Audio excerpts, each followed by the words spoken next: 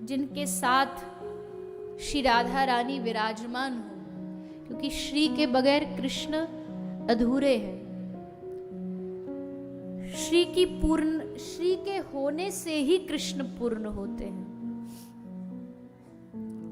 ऐसे कई सारे उदाहरण हैं। श्री नाभादास जी, कृष्ण आए, कथा तो बहुत लंबी है, पर इनकी दाढ़ी एक झाड़ में उलझ गई, जटाएं थी बड़ी बड़ी, जटाएं एक झाड़ में उलझ गई। तो श्री कृष्ण इनको, इनकी जटाओं को सुलझाने के लिए आए। तो श्री नाभादास जी ने भगवान को कह दिया कि मैं कैसे मानूं कि तुम कृष्ण हो, क्या गारंटी है कि तुम कृष्ण हो। कृष्ण ने कहा कि भैया गारंटी तो अब भगवान होने की, कोई भगवान थोड़ी गारंटी दे सकता है, और आज तक हमको ऐसा कोई भक्त भी नहीं मिला जो हमसे हमारा प्रूफ मांगता हो, जो हमारा जन्म प्रमाण पत्र मांगता हो। अगर ऐसा कोई मिला होता तो हम भी अपना कोई सर्टिफिकेट बनवा लेते, कोई प्रमाण पत्र बनवा लेते, पर आज तक कोई मिला नहीं। तू पहला मिला है। अब तुझे कैसे यकीन दिलाएं कि हम ही कृष्ण हैं। ज्यादा से ज्यादा हम अपनी मैया को बुला लाते, हमारी माता यशोदा को बुला लाते, वो आ जाएंगी, गवाही दे देंगी। तो नाभादास जी ने कहा नहीं, हम कैसे मान लें कि यशोदा तो कोई भी बन जाएगी। अभी किसी को बोलो कि तुमको ये कहना कि मैं कृष्ण की माँ हूं, तो सारी माता तैयार हो जाएंगी बोलने के लिए मैं कृष्ण की माँ हूं। तो ऐसे कैसे हम मान लें।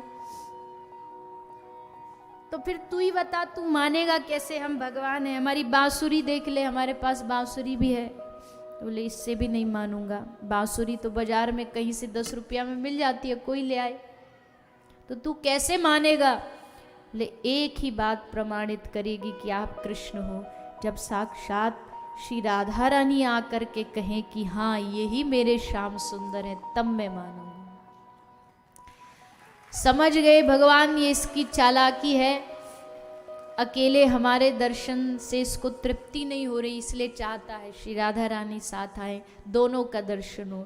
तब श्री श्याम सुंदर राधा रानी को बुला के लाए। राधा रानी आई और आकर के उन्होंने गवाही दी कि हाँ यही हमारे प्रियतम, यही हमारे श्याम सुंदर हैं। जब राधा रानी ने गवाही दे दी तब जाकर के इन्होंने माना कि हाँ आप कृष्ण हो। बगैर राधा रानी के तुम आ भी जाओगे तो अधूरे हैं, उससे कोई लाभ नहीं है। तो राधा कृष्ण की मिलित जो लीला है उसको माधुर्य लीला कहते हैं। उसको ब्रज लीला में कहीं कहीं, भागवत जी में तो नहीं लिखा है, पर अन्य ग्रंथों में कई स्थान पर लिखा है कैसे कृष्ण राधा रानी के साथ लीला करते थे, कैसे उनका मिलन होता था।